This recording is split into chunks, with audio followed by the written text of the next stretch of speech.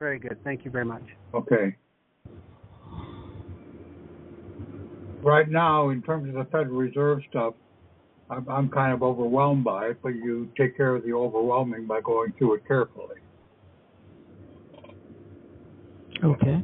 Well, what, obviously, the purpose of this is to get an account there, and then declare that you already have collateral there, and then find a method to withdraw.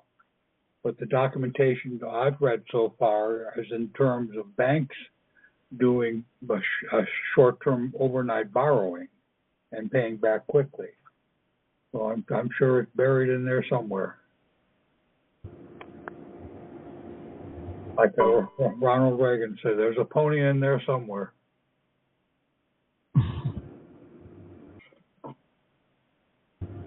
So we're looking at borrowing as opposed to I don't know whether we're withdrawing. borrowing.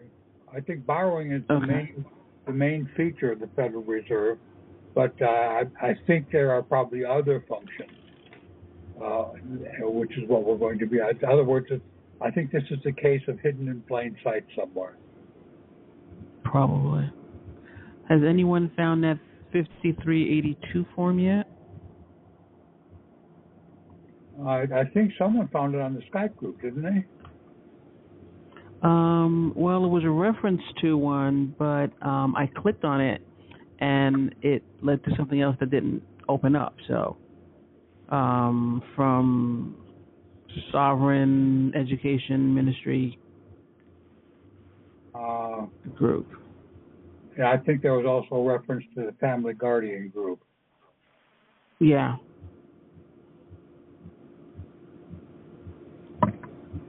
Was that 53? Okay, well, the number? That was the number on Ray's sticker, right? Right. Okay. Well, I think perhaps the thing to work on today is on what you 1099As and Ray Nikura and Bill Smith did, and perhaps also go over our coupon draws because I'm still going to give it a try. To the Federal Reserve, to the new address and see what happens. I mean, that's the mode Patrick is in right now. Try it, see what happens. Yeah, I wanted to do that. I was just saying that I sending it into the Fed. I was just looking for the form beforehand. Maybe we have to make something up, or there's something else close to it. Right. Well, we'll have to find it. Evidently, if in this case, it may be something that has been replaced. But you would think they would change that on the sticker too. Yeah, because the file that, well, it's interesting. Like I said, the address is actually to legacy account, which on the site they say they're phasing out. But when I got information about new addresses for different departments, it said that the legacy direct account address, which was the 9150 post office box, was the same. It wasn't changing. Okay. So anyway, all right. Let's focus on what actually we know about, which is Bill's information. Okay, and I put his 1099A up, I think, last night. Yes. And I have some annotations on it. Okay, let me pull that up.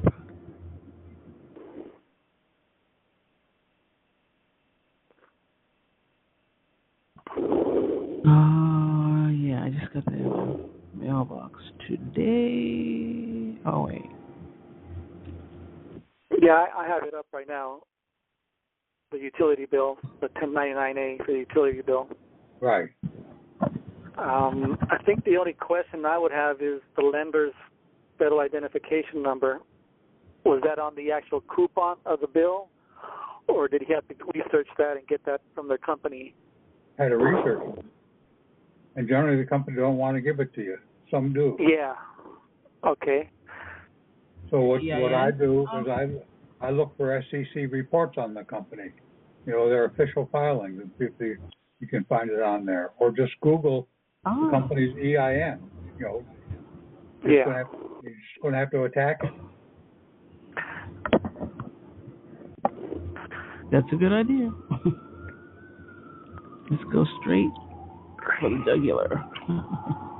Now, the other question I would have is on the right-hand side, the date Bill has. Someone's having the police go by. Oh, yeah, I'm sorry. It's New York. And believe it or not, I'm on the 20th floor, and it sounds like it's right outside my window, right? Right. Okay. Sorry, go ahead. The date that Bill put for this transaction was, probably the day he sent it in. But Patrick's been talking about using your birth date there. Yeah. And okay. You notice why the birthday? Just curious. That's basically when you had control of all these assets. True. No. And that could be that Patrick wants to do that just on our coupon draws and not on 1099As, but on the coupon draws and the liquidation. Because evidently it did work here, what Bill did. He did receive funds back? No. He didn't get any further bills. Okay, that works. That does work. Right. And notice that in 2, it was the 1430.70 whatever 74 was his bill. Yeah. No, 1930.74, and he put in $1,000 extra. Right. Right. Okay. And if you look up at the sticky note I put at the bottom of the first page, that's the endorsement he put on the back of the bill.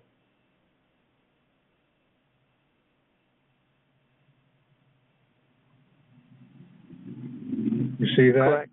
Yeah, I see it. Yes. Mm-hmm. I asked him if there was anything more on the back, and he says, no, that's it. He didn't say how he signed it, but I think we'll just sign it as our private individual banker again. Mm-hmm. Okay. I think they had a stamp made up for that, didn't they? Yes. Yeah. So right now what you can do is you can just create a Word document and with it appropriately positioned, and then put your bill in and just print it on it. Right. Print it on it or just attach it to it? I guess you could do it as an allonge. If it would be an allonge, I would actually probably staple or glue the bill on the back of the piece of paper. Yeah, you want to say maybe it might be better just to put it on there just for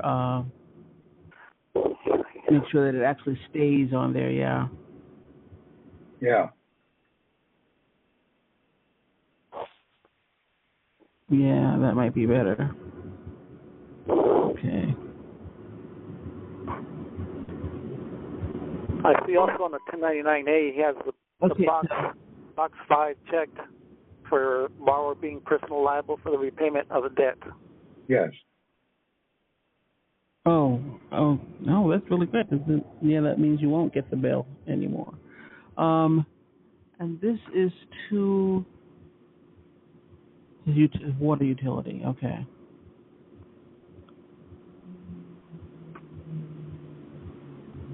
I would still like to get, Bill or talk to Bill or Lawrence regarding the lender federal ID number, because I've been looking over some of my utility bills or any kind of bills, credit card bills, and a lot of them start with the 5 series, that 9-digit on the coupon, on the remittance coupon. So I just want to verify if that's what he used, or like I said, did he have to research it? Well, call the company and ask them if that's their EIN. Yeah. Or just Google that number and the company name and see if it comes up. See if it matches, yeah. Yeah. I mean, there's all kinds of ways to go about it. All right. For me, I go Google things first. I don't have to deal with people then. Otherwise, if you have to fight through the system, then I go fight through the system. Yeah. But notice the language on his endorsement. And I see that. Notice in declaration. The last part. Notice in declaration isn't exact words he put. He had notice and I further declare. And I just asked him if this was all right. He said, yeah, that'd be fine. But the wording, I'd like to go through it. Our purpose for this tender or payment as a special deposit order of the payer, I have trouble with this, as beneficiary is to be certified to depositor's account as an accord and satisfaction. I'd like to reword that a little bit better, more relative clauses. And then the second part is satisfaction and payment in full and a discharge of any and all outstanding balances. And I think what he means by that is any balances that arise in the future. Okay, he has on here liabilities, it has in here, not balances. Discharge, okay, yeah, right. Discharge of any and all outstanding liabilities. Is that a better word, or? Well, I'm thinking of putting the word future in there. That's what I was looking for, too. Any and all future outstanding liabilities.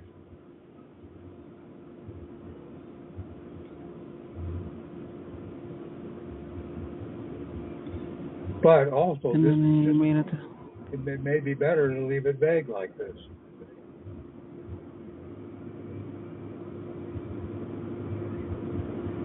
But he said the important, he did say intent, but he has purpose. So he said the intent, it was, you might say our purpose and intent from this tender.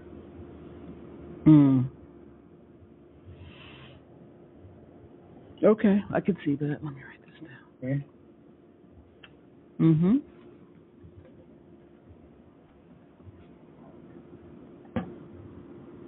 So he said nothing but this money, this 1099A. There was no money order, nothing else that went with this. No, the cover letter. Okay. The cover letter, the bill with the endorsement on the back, and the 1099A. That works.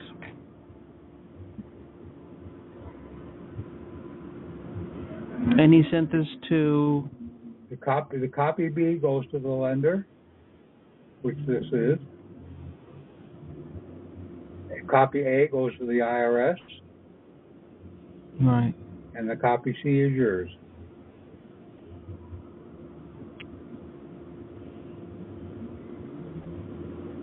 The borrower's name is Lyndon, and the. Oh, I guess, okay. The lender gets copy C. Lender gets copy C then. Because copy B is for the borrower. Yeah, for borrower, copy B. Right. And, okay, this is all copy B.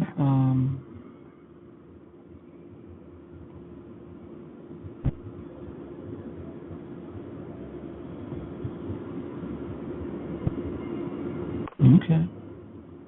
This is the Best and quickest accepted for value I've ever seen, for lack of a better phrase. Okay. Well, and borrower is SSN number, so it's not the estate. So no, it's the SSS number without dashes. Without dashes, yeah. And what you should do, if you printed this copy out, I would XXX out the number. I should have XXX'd out it before I posted it. Is that what, the account number? No, this is Social Security. Oh, okay.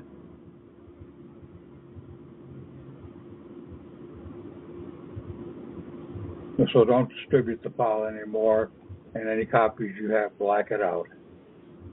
We'll do so. And borrows. I've got my Estopple returned with a stupid cryptic cover sheet note, which doesn't even make good English. What does it say exactly? It says something like, I have to go take a look here, see.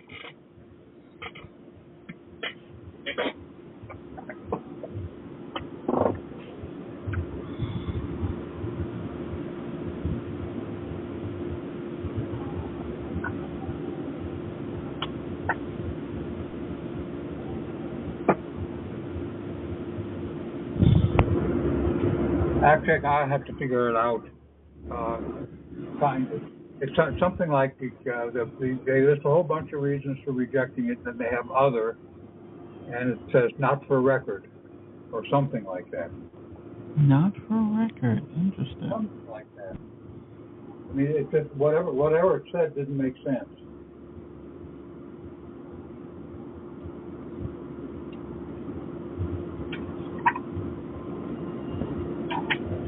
So I looked up Pinal County.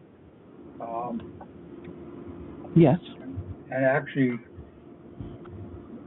they seem to like affidavits. And in fact, what Bill Smith is doing right now, and he'd hoped to have it done by yesterday, was to convert the Estopple into an affidavit. That is a very good idea. The Estopple.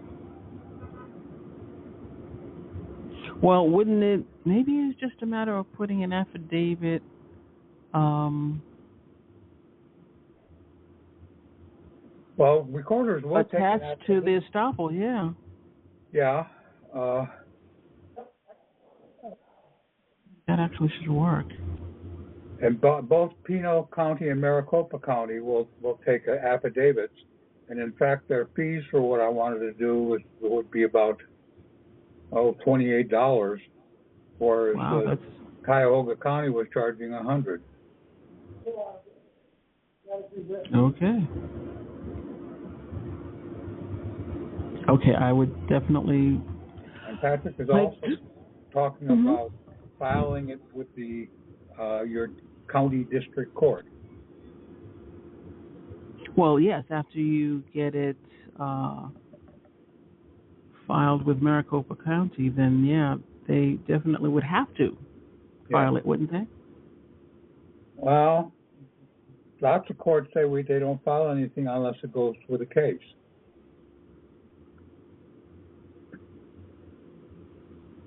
But I would try filing it with the district court in Cleveland because from what Patrick says, it was the county court that orders the birth record to be recorded as a land record.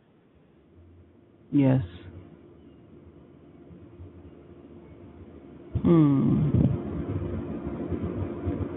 So I have 5 different utility bills I'm going to do with this. I'm also going to do a coupon draw. And then the postal money order thing.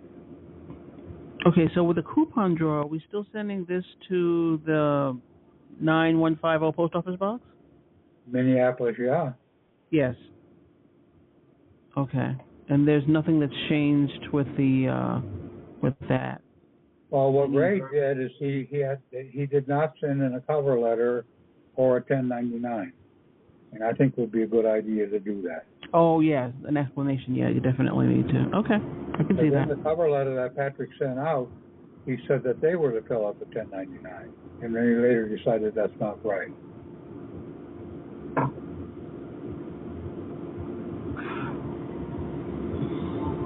Normally it would be. Go ahead. I was just saying, have you heard from Ray, Tom? He's on the road still? He just got on the road about an hour ago. So he has a way to go. Oh, so he just left Seattle then, or Washington? Yeah, and he left Seattle. The military closed off the I-90 bridge east. Oh. Because they're doing all kinds of military exercises there. Mm. So he had to go 50 miles out of his way. Wow. Okay.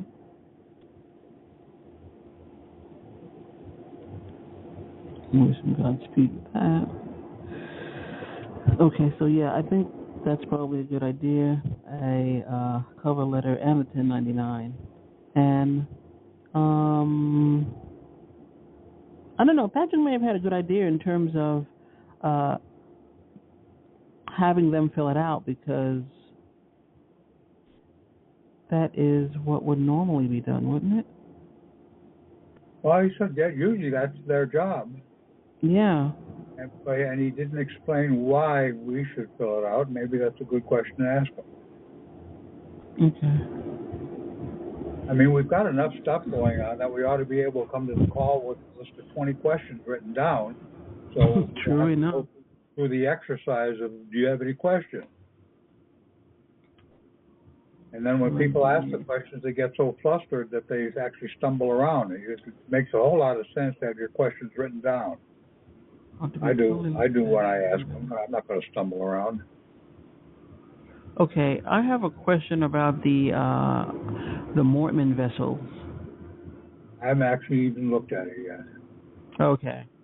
I'll look at it. Just taking a look, as in the file that you sent out, Right. the latest one. Yeah. Okay. Then we can do that later, because No, I'm taking a look at that's it. just something else to put my head around at the moment. Okay. This is the one for the state is for the full reserve value. Let me bring up the other one. Yeah, this would probably be instructive for us to deal with on this call. Okay.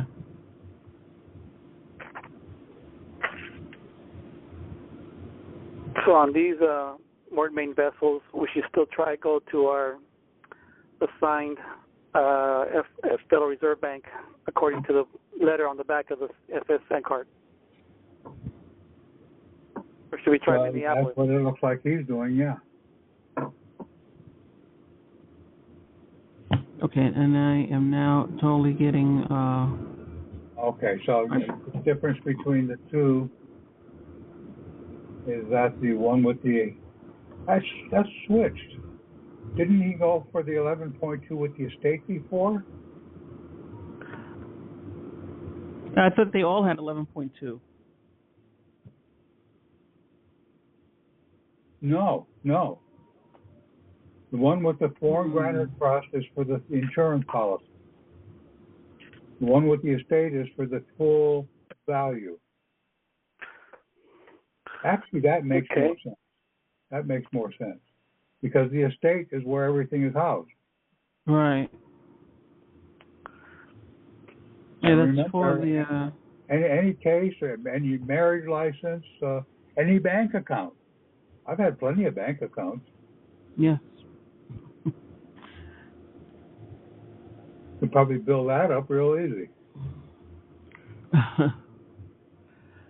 You know, I bet they probably have all of this right at their fingertips. It'd just be a matter of pushing buttons to find out what is what. Okay. And then the Mortmain vessel down at the bottom, the account number. That'd be your certificate of live birth. I can't count. How many X's are there?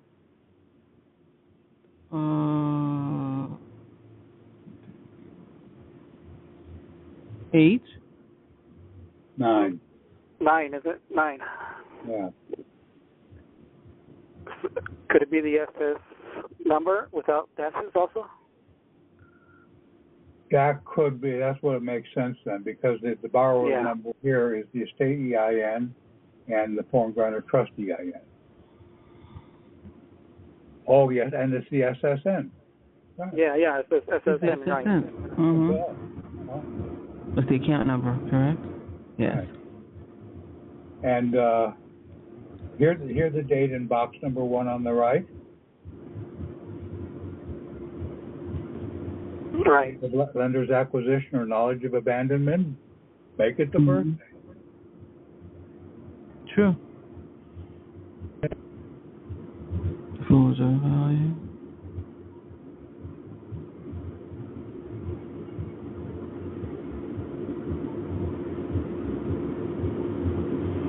The lenders.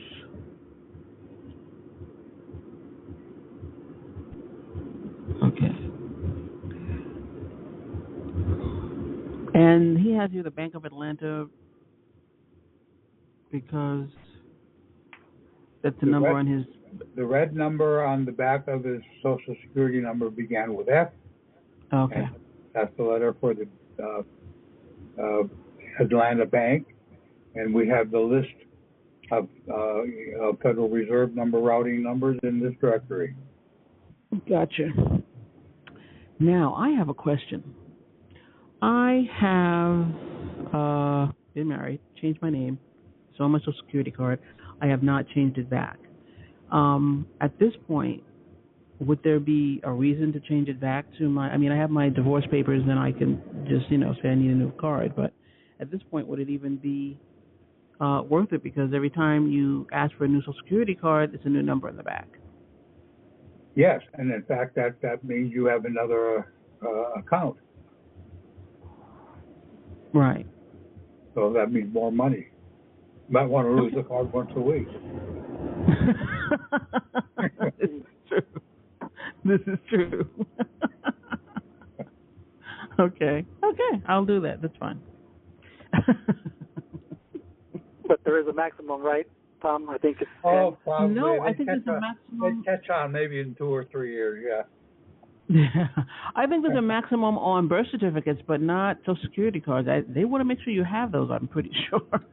Okay. And even the maximum on birth certificates is the original one. You can only get 10 copies of those. You can get as many copies of the other one as you need. Okay, and now I'm wondering what else goes with this, and probably there should be a cover letter.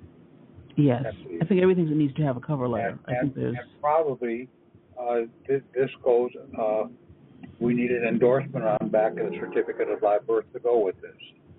I would think so, yeah.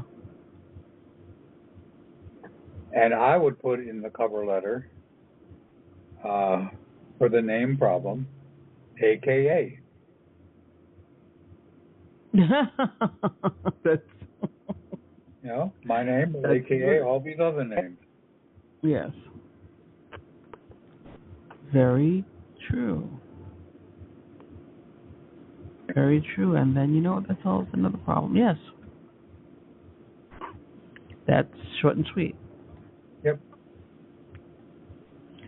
Okay. Well, what isn't part what he has underneath written down, this private banking Estopple so-and-so dated? That should be part of the cover letter. You could summarize it in the cover letter. Yeah. Yeah. And say, cover letter has this stuff, and then there's the stuff. Mm-hmm. Indeed. Okay.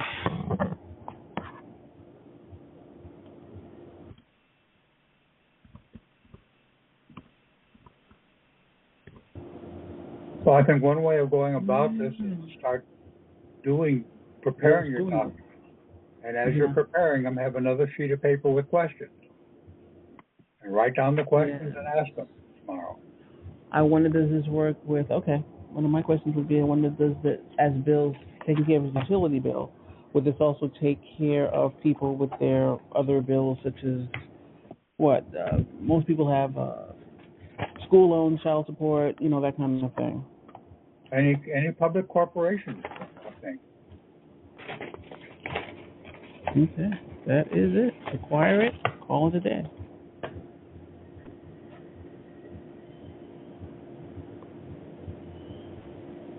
Indeed.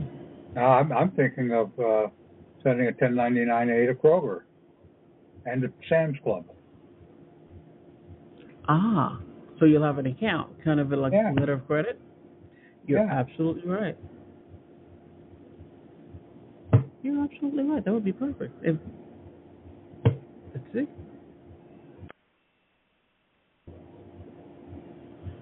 That is a brilliant idea. Yeah, so when dealing with any corporation, they would go up in the lender's box and also have to be addressed to, I guess, to the corporate office and CFO. Yes. The cover letter.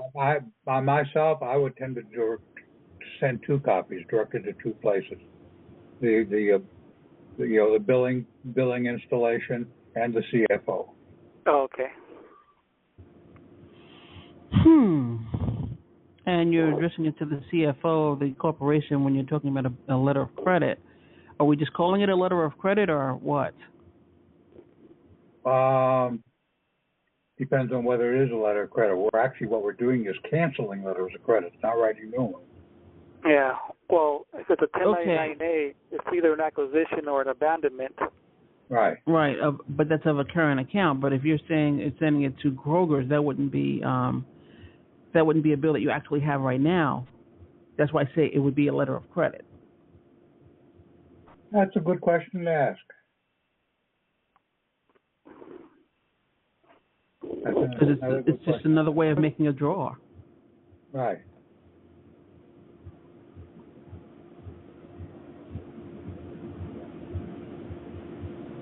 I wonder would that be a 1099-A or 1099-B or C? Let me look into that. I think it would probably be an A, because we're acquiring goods from them. True. Just like we acquired service from the utilities. Exactly, but it's a little different because you haven't yet acquired the goods from Kroger. Well, go buy a carton of beer. Give them a 1099-A. For more than it's worth. Yes. Okay. Okay. Right. You're right. Go buy something, and then write up a 1099-A for more than you actually bought the goods for. Yeah. Wait. Here's the thing. The utility bill. This was his actual utility bill for the month. Correct? Yeah. Actually, it was about big bill they were about to get disconnected. Okay. Does he see a credit on his account when he went to go look at it again? No, he just saw a zero bill. Okay. So we'll have to continue to monitor it. Okay. Have you heard back anything from Richmond on the postal money orders? Oh no, yeah. I just checked. I checked the tracking number. They just received it yesterday, Friday. Yeah. So I sent it out Monday, and then they just received it Friday. Yeah, I'm very interested what happened there. You sent it registered mail? Certified mail. Certified. Okay. I was just wondering about the length of time, because usually, but anyway, understood. Because we're not using registered mail anymore, correct? Right. Okay, that works. Because of the number of numbers in it. Right.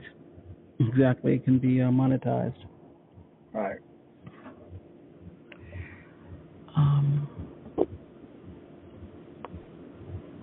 Okay. Send the coupon bill. Now I found a old 1970s electric typewriter for $5. Nice. So I can make my 1099As. Ah, very good. Yes, the typewriter, a thing of old. Where did you find it?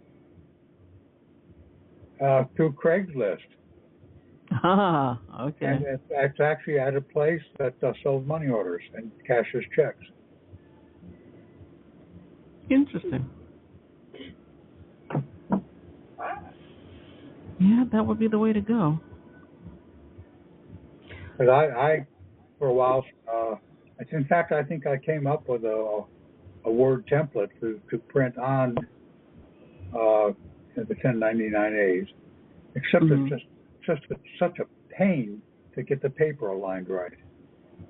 Understood. I have a question here. I'm clicking on, you have files that are borrowing.mht, and also you had another one, Bureau of Fiscal Service.mht. It's not coming out. None of the MHT files. Well, that's because they're Windows Explorer files. Okay. Right click on it and say open with Windows. Open with. Internet Explorer. Yeah, and web browser files. More non-standard Microsoft crap. Okay. Okay. Well, it's just the 3 files. Okay. But they've got links in them there leading to other files. You gotta go on the links and study all those links, see what they have to say. They're all related. I mean, it's a whole damn course in Federal Reserve banking. Patrick says we have to learn banking. Well, yes, there's our homework. We do. Yes, we do.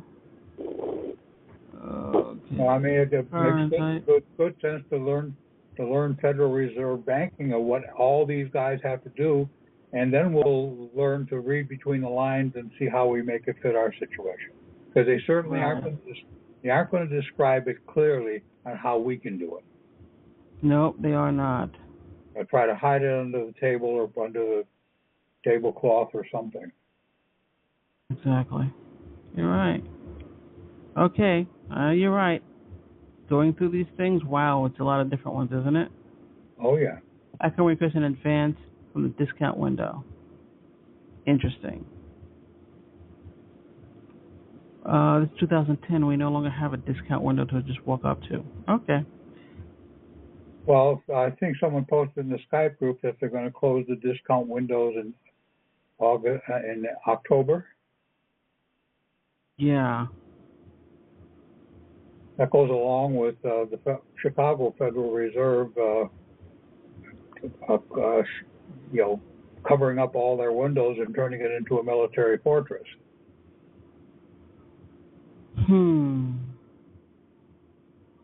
So something may be happening in October. I think so. Is that when I wonder if that's when another bankruptcy comes to an end. I don't know. Anyway, no need to speculate. I am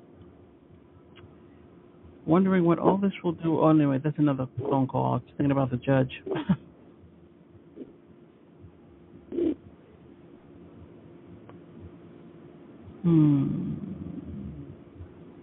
Okay, so I think what we do is, set out a task for ourselves of things to prepare and start preparing them and write down the questions we have.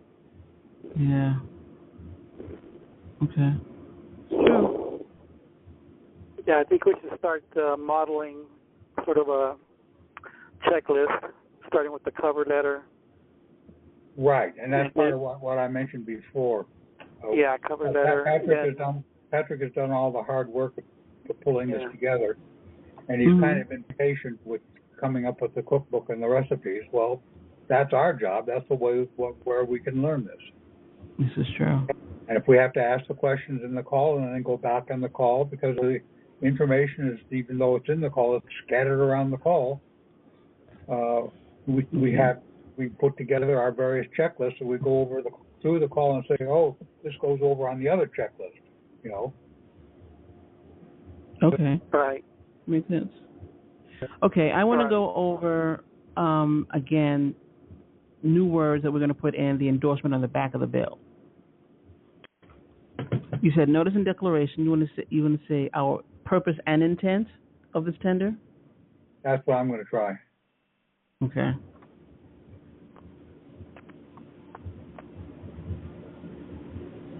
Can you cut and paste from these sticky notes? I don't think so.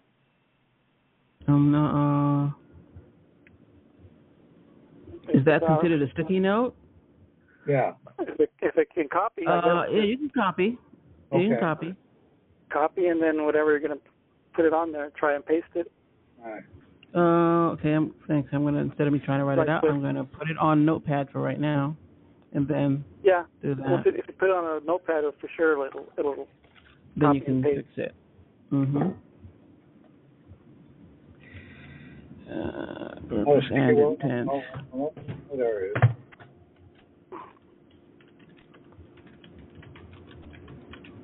Ah, yes, copy comment. Okay, got it. Of this tender or payment has a special deposit order to the payer as its beneficiary. It is to be certified to depositor's account on accord and satisfaction. That's kind of a run-on sentence. I would tend to break it up. Mm-hmm.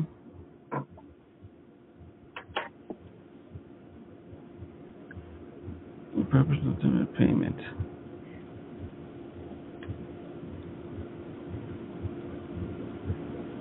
Well, one way of doing this is we ought to prepare our list of questions and go over them quickly at the beginning of the call, and then see what duplicates we have, or see if we can answer some of them ourselves, and then run it by Patrick.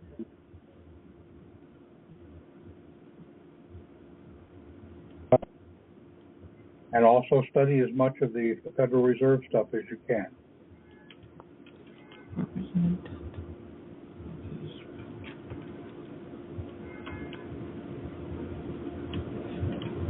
As a special deposit order.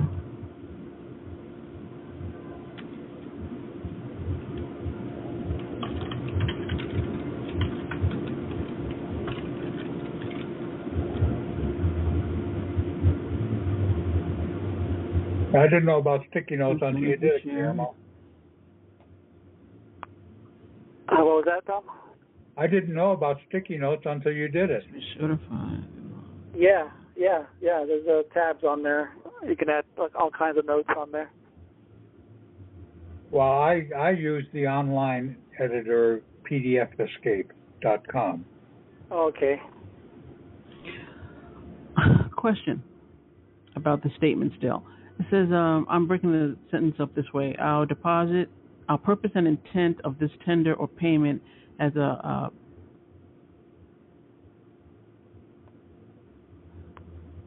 of this tender or payment as a special deposit order.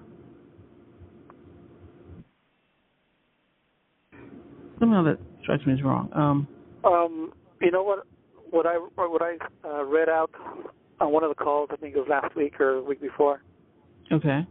At the beginning, I have notice as to declared intent of purpose of this tender of payment. Okay. Not or payment. Oh. So he dictated to me wrong, or I wrote it down wrong? Yeah, okay. I just noticed that right now. Okay. Okay, say that again. Notice as to declared intent of purpose of this tender of payment. To declared intent and payment? Yeah, notice as to declared intent of purpose of this tender of payment.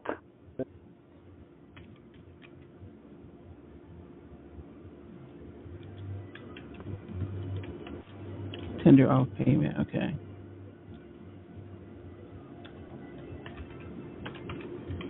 And then it's pretty much the same all the way through as a special deposit order. Okay.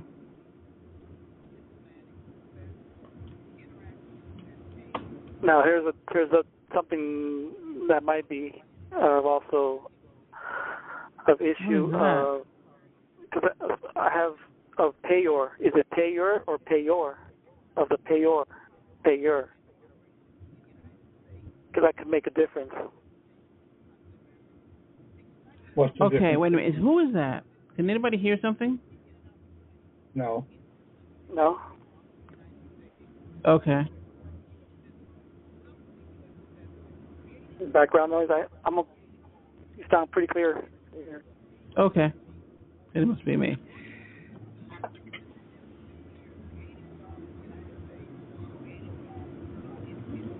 Yeah, it does sound like someone's there. Let me, because I don't have No, the this is something I gotta.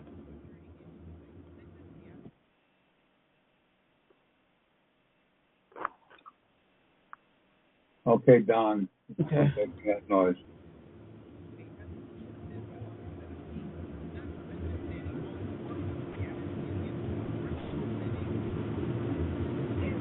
It's not very loud, but there is some background noise going on. Okay, no, that's me. I gotta find it.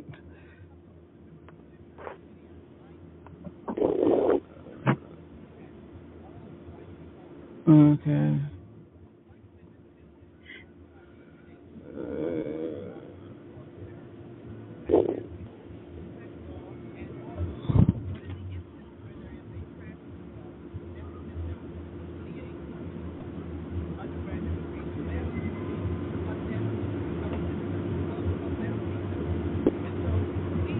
Okay, go ahead. I'll find it. I'm sorry.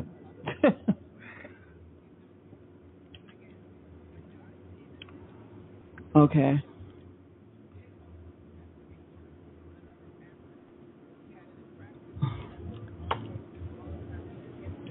Okay, you want to go over any more things? Okay, so no, as a special deposit order, the payer as beneficiary is to be certified to depositor's account as an accord and satisfaction. And as an accord and satisfaction and full payment and payment in full. And a discharge of any and all. And a discharge on all. Outstanding. Future. I would add future. Outstanding abilities. Because what what you want them to do is just take this thing and instead of doing it every month, just permanently discharge the bill. Right. Right. Just don't. Right. Don't even. Well, I just send you a balance of saying that it's done. Well, if they really did honor this and set it up to get rid of all future billing, it would make some kind of logic to keep the account at zero because they're not going to put anything in the account. Mm-hmm. I guess it would be an accountant's choice of whether you put something in there and then you wipe it out later, or you just say, this guy just doesn't get charged anything. Mm. Of course, they might change their mind if we try running CERN off their operation.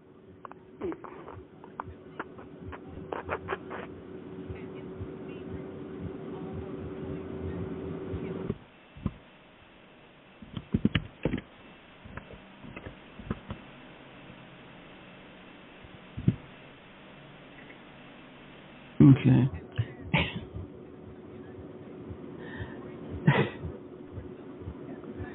Okay.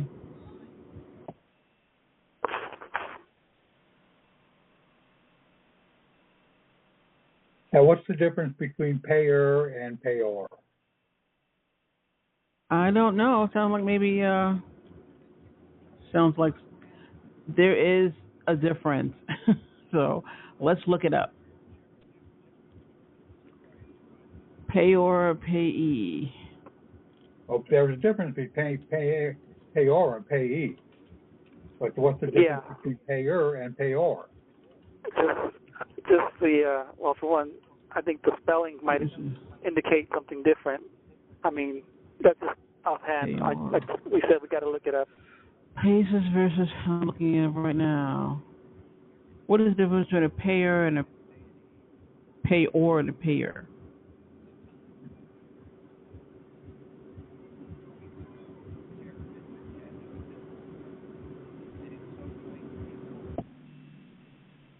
Credit and lending. Let's ask them.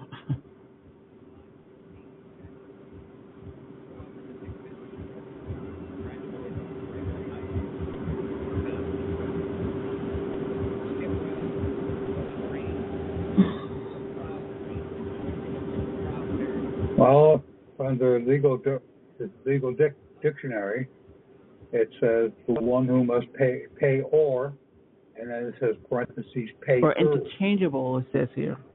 Yes, the one who must make payment on a promissory note. Both means one who pays. One who pays.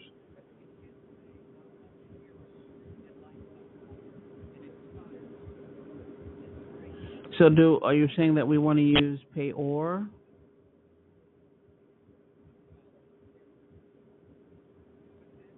Well, when you simply Google payor, Google offers to do payer first.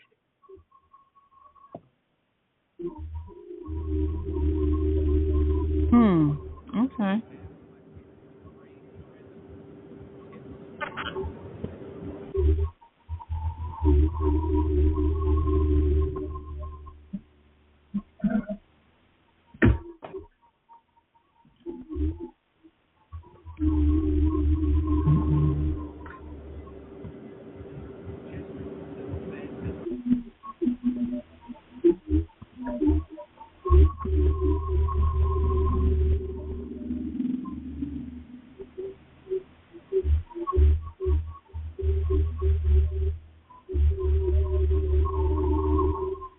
Okay, any more specific documents we want to look at? No, not right at this moment. I think this one's got me pretty occupied right now. Okay, well let's go through the 1099-As we're working on, and we've set out a plan of what we can do and pay. Let's work on them. Write down the questions you have, and let's deal with it tomorrow then. Okay. Okay. Okay. Okay. Very good. Tom, I sent you an wait, email. wait. Oh, wait. One question. Which office are we sending this to the IRS again? Should be on the back of the form. There Back are two of the different form? offices depending on where you are in the country. Yeah. Okay. There's instructions that come with it. It'll tell you what district or what area you're in. Okay. Okay, that works very much. There was another question? Tom, I just want to let you know I sent you an email regarding bank routing numbers for banks in the USA.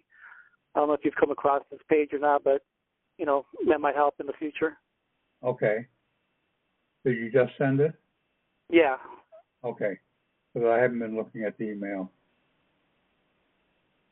It'll be bank routing numbers. Okay, I will do that.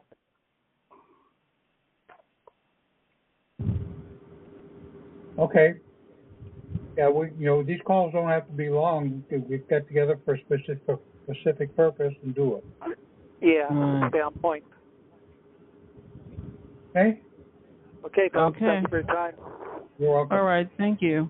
See ya. Okay, thank Bye. you. Talk to you soon.